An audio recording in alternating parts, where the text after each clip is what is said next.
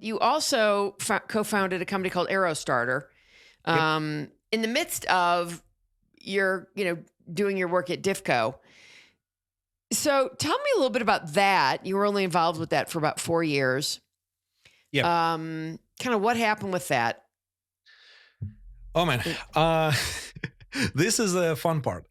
I mean, this is where I figure out that doing two things at once in Not a good idea. Growth stage is a terrible idea. Yeah, right. Good. So basically we started the company. First of all, it was an illusion from my side that market have this need. So it was a marketplace for general aviation.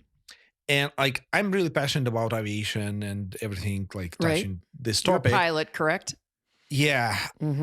And so I had illusion that it would be a great product. The problem is my idea, I can create an Uber-like approach. I mean, not the Uber business model, but when you started with small niche and scaling this in this market, it was kind of challenging. Again, it's still possible, but it's highly regulated area, much more than a taxi or kind of other things. And also the growth there is much slower. And I mean, they still use fax as a good communication instrument. Yikes. I mean, they used back then, at least. The point is, again, I love this industry. I love flying, but I think it's in a general aviation, it's kind of a little bit slowly dying thing. Yeah. And we tested doing a couple of things, thought that this will work in the same time again. So we had some challenge parallel in Diffco and was trying to do two things at once. Right. And I realized that it doesn't go as planned. And we decided to stop and close this. I think in reality is a good experience, because if we would try to pursue something that would not work, we probably would be able to grow this for maybe 10, 5, maybe 15 max revenue. I mean, 15 million revenue maximum, during maybe 5-6 years or something. But again, it would be small business, first of all. And also it would have some issues that wouldn't be able to quickly solve. And I think it would require a lot of time that doesn't make sense to spend on this. So we decided, okay, stop it. Let's just actually do the things in a right way. And we focused on Diffco.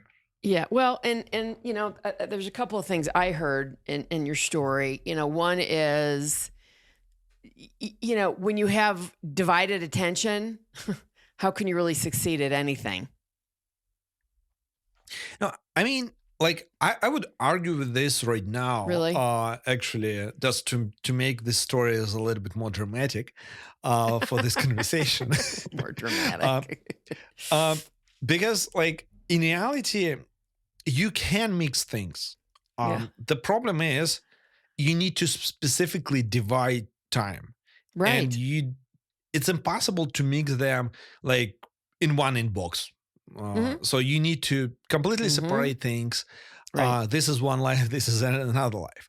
And if you have option, you need to put someone in charge of other business.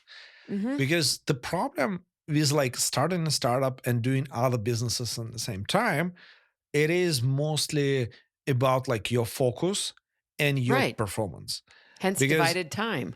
Yeah. And if you can do this in the right way, and be honest with you, and don't tell yourself, hey, I will be performing great at 11 p.m. This probably you will not. Yeah. So especially when you get older. That's also true. Yeah. The point is you need to focus on important things.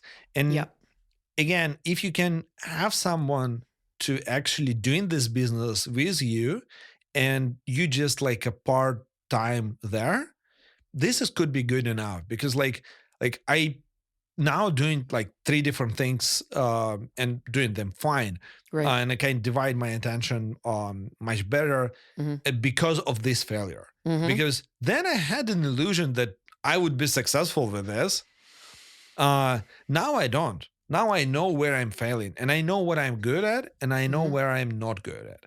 And I Good. will not try to make everything better. I will just hire right people because, Yes. like, I'm not the best person to do everything.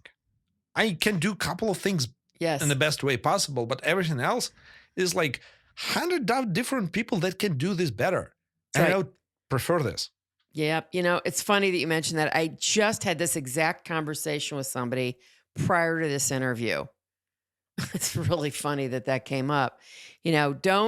Don't waste your genius trying to do something that's not in your genius. Just stop it. Hire people that are geniuses in those areas and let them do it. Yeah, I think when It's really important. Really, really important. I think when we, especially younger, Yeah. I would call it. I mean, it's just like from my example, Mhm. I had an illusion that I can do everything. Yeah. Um, and when I get a little bit older, Mhm. I cannot. Like, I can Yeah. do great finances. I cannot do accounting. Like, Yeah. literally, like it's. I will postpone this for like 100 times possible options, etc. Like my accountants probably Mhm. don't really like me for this, but the point is, I can do financial planning. I can do finance in the right, good way, Yeah. and this I good with. But like, I cannot do this part. It's like because Right. like, okay, I will not. I will have the right person. Previously, I was like, no, no, I'm lazy because I cannot do this. In reality, no, I just like not built for this. And like, yeah, I probably could force myself to do this, but like, why do I need it? Because Mhm. I know what I good at. Mhm. I good at product, I good at sales, and I good at investment. So why the hell I want to spend my time doing something that I'm not good at? Well, there are a lot of people who do that because, I mean, in some cases, I'm not suggesting this was in your case, that just they're cheap. They're like, I don't want to spend the money on that. I mean, I've seen it happen over and over and over my years. I'll You're just do it absolutely myself right. because I don't want to spend the money. Well, how far is that going to put you behind? You bring in an important topic of the money, Yeah. and the time, Yeah.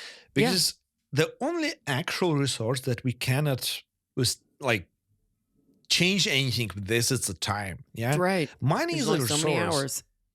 Yeah, money is a resource. We can Hmm. earn this, we can spend it wherever, and Hmm. it's much easier to earn it than most people thinks. And again, for them, sometimes it's harder. For someone, it's probably easier to do. Yeah, but in the same time, it is like your time that important, because the same is like, I don't know, let's say ordering a cleaning service. Like, I know if I will do the cleaning, I will spend like twice time, maybe 3 times more time on doing this, and I don't like this. Right. Me too. And like Yeah. my time, I know how much I work an hour. I know this, and why I want to spend my time. I don't know, like pay thousands of dollars for the cleaning, Yeah. I obviously. get it. Yep. I'm So the exactly the same. So same. it's, I think it's like the illusion Mhm. of like, specifically, if we talk about uh, like poor perspective and like middle class perspective and um, rich perspective on Mm. life. If you move from one to another, you start appreciating time, and your ability to have free time is actually the key to your happiness, to your That's right. success. Not just that you did this Mhm. and saved like $20 on something. Yeah, I mean, that's exactly how I think. I mean, you're exactly. I mean, that's why I have somebody clean my house. I don't want to do it. My time is more valuable than that. I've got a million other things I'd rather be doing. You know, I just, and it's the same thing. For all in my business that, I have people who do work for me that I have no interest in doing that. I don't want to spend my valuable time doing it. Let somebody that is an expert in that area do that. Someone love doing things that you don't like.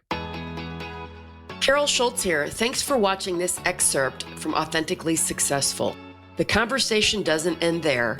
So if you want to hear this episode in full and all my conversations with many other successful founders and CEOs, please visit verticalelevation.com/podcast.